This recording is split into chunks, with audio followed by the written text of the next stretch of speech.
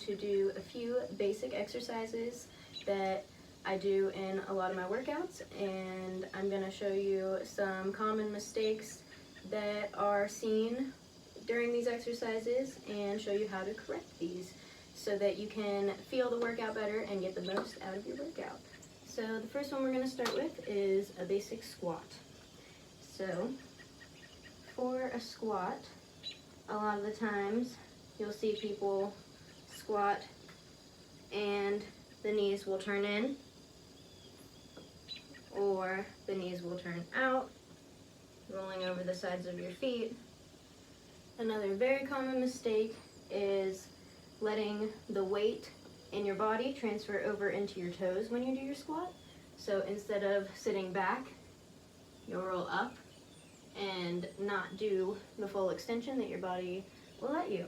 So going down like this, getting the toes up. Obviously I'm exaggerating a little bit, but like, you know. So the way to correct these things, let's just go through proper setup, how to do a squat. So you want your feet a little bit wider than hips distance, maybe about hips distance, and the feet should be slightly turned out, toes pointing a little bit diagonally. And then from here, wherever you keep your hands, might be easier to keep them behind the head for form here. So you want to think about, first of all, keeping from the top of your head to your booty in a straight line the whole time. So you don't want to arch in your back, you don't want to curve in your back, and you definitely don't want to leave your head back like this when you squat down. So keeping the top of your head to your keeping the top of your head to your button line. You squat down and act like you're sitting back in a chair. So weight completely back in your heels. And you want to sit, and you just need to really trust yourself here so that you don't get into going up on your toes and protecting yourself. You will catch yourself. You'll be here. Keeping the knees in line over the toes as well. You can watch that happen. So watching the knee stay in line the whole time. And engage your core. So the whole time, that will help with keeping your back straight, keeping your core engaged, and only moving at the knee and hip joints will give you some better squat technique. Okay. Another big one that mistakes happen in is ab work. So I'm just going to do a basic crunch to show the common mistake. So a lot of the times people with their hands behind their head will use that to lift their head up and crunch in the neck like this, letting the elbows fall in, and basically you're just pulling on your neck at that point. So at dance, this is a good corrective thing that they always taught us and told us to pay attention to, was to act like there's an orange underneath your chin the whole time you're doing crunches. So even if your hands are behind your head, you should be lifting with your core and your core only, and you should be getting your shoulders off the ground with every single crunch. So keeping the space underneath your chin, you just lift as high as you can and lower. Using the abs to pull you up and keeping the space the whole time.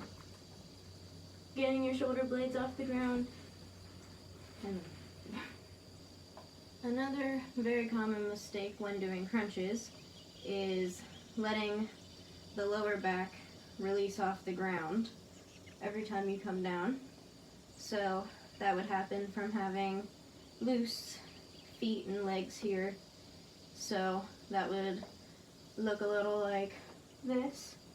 And every time you release, you're just releasing completely in your abs and kind of just being too loose with it almost. Even if you're keeping the space and keeping your arms back and getting your shoulders off the ground. This can be very harmful to your lower back. So to correct that, press your feet before you start the exercise. Press your feet flat into the ground and tuck your pelvis under a little bit so that your lower back flattens out and your abs are engaged from the start. From there, you can start your crunches with a little bit of tension to start. So never releasing back into this position, keeping here for the entire exercise, and keeping everything up here that we talked about the same. Feeling your feet pressing into the ground will also keep your legs completely straight out from your hips. And you should feel a lot more than you did if you were making those mistakes. So the next one I'm going to do is bicep curls, but this really goes for anything that you use weights for. You can apply this little tip. So I like to tell people when you're doing upper body stuff especially, how you should set up your lower body is feet hips distance apart, feet flat into the ground, and your knees should have a little bit of a relaxed bend to them. You don't want to intentionally bend them, and you don't want them locked, so you just want a little like bounce in them the whole time. And then hold your core really tight the whole time. So once again, tuck your pelvis a little bit. You don't want to over tuck it, but if you have a little bit of an arch in your back, just tuck that a little bit to get your core engaged. And we're going to do bicep curls here. So the common mistake, I should have done that first. Okay. But the common mistake that I see people do when they do bicep curls or a lot of things upper body is swinging motion, kind of letting your whole body rock with you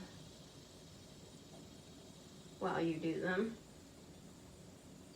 and kind of just throwing your hands back and forth or letting them fall heavy. And that's just really not good for you and not very beneficial for your muscles either.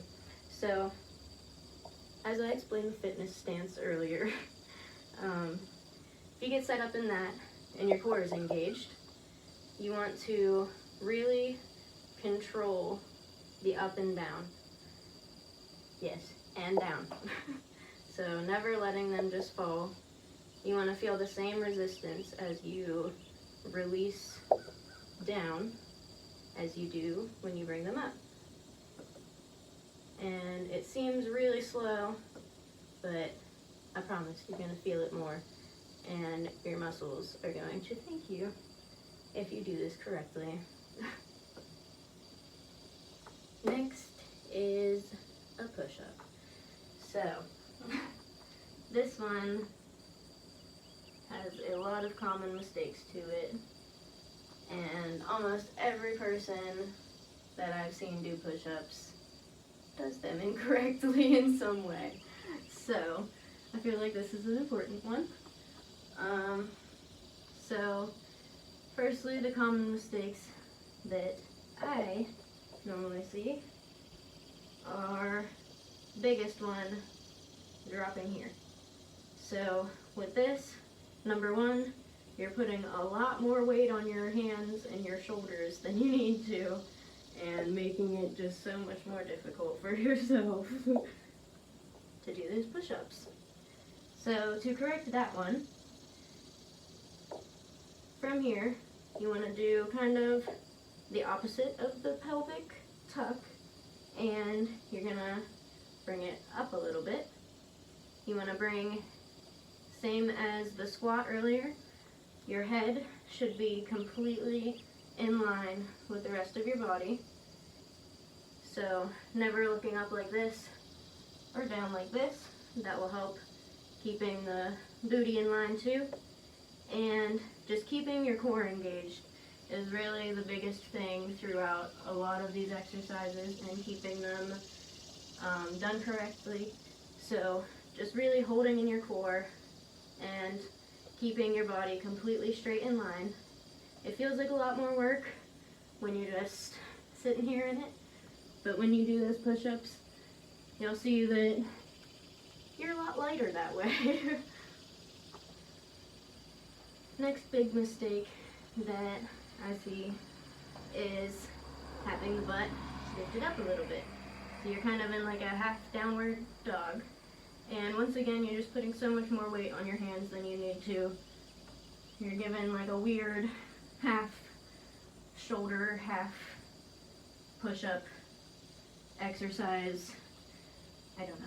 So same thing again, tucking the pelvis and engaging the abs, trying to make sure the body is completely in line. And if you have a mirror available to you at a gym or in your room or whatever, use that. Use it as a tool and look at yourself in the mirror in these positions and try to make sure everything is creating nice straight lines and angles and everything. And the last common push-up mistake I see that I'm going to correct in this video is the shoulder shrug, rounded back, weak legs, half push-up thing. I don't really know how else to explain that. But yeah, so there's kind of a lot going on with that one, but I see people do push-ups like that a lot of the time. And I don't know if it's because they don't think that their arms are strong enough to hold them up, or if they just don't have a good form. So to correct this, we want to push our shoulders down and away from our ears and keep them engaged. So keeping this part of your body really engaged, like you would be like pushing against a wall. Have that pressure against the ground while you're in this position. With the legs, make sure that your legs are completely straight out, and you should be pushing energy back out of your heels. That'll help keep your body in line too. And then once again with the head, just not letting it look up or down too far, keeping it straight in line a little bit. Your gaze should be a little bit in front of your hands when you're here. And then giving a full push-up position. Your nose should almost touch the ground if it doesn't. If you're not quite there yet and you make these mistakes because you struggle to do push-ups, then you can always do knee push-ups. Same exact thing with your body, making sure everything is in line besides these. Keeping your head in line and your core engaged still, and doing them that way. And being sure to get the full extension down and up.